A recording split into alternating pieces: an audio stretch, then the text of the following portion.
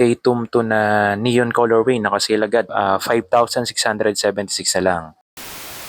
What's up guys? Nandito nga pala kami sa NBA store and syempre another window shopping day na naman to. Tara, pasok tayo. Yun no, pulado guys. Syempre, ibig sabihin yan, sale. Ito guys, stay tuned to na neon colorway, nakasale agad kahit kaka-release lang noong April. From 7,095, 5,676 na lang. Then, meron din Luca 2. Ito ata yung coconut milk na colorway. From 7,395, 4,437 na lang. Then, ito pa yung ibang colorway na available.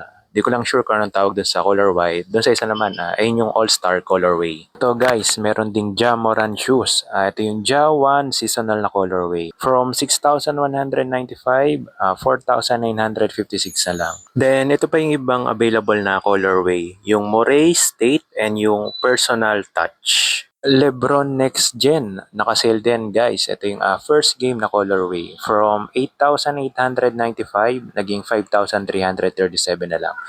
Then, ito pa yung mga ibang colorway na available. Di ko na iisa-isahin guys. Medyo madami kasi. And congrats nga pala sa Boston Celtics kanina sa pagkapanalo sa Game 1. Nakinood na nga rin pala kami kanina dito sa NBA Store. And for sure, makakabawi pa ang Dallas Mavericks. So, ayun lang guys. Hanggang sa susunod na window shopping. If nagustuhan nyo nga pala tong video na to, please like and share. Alright.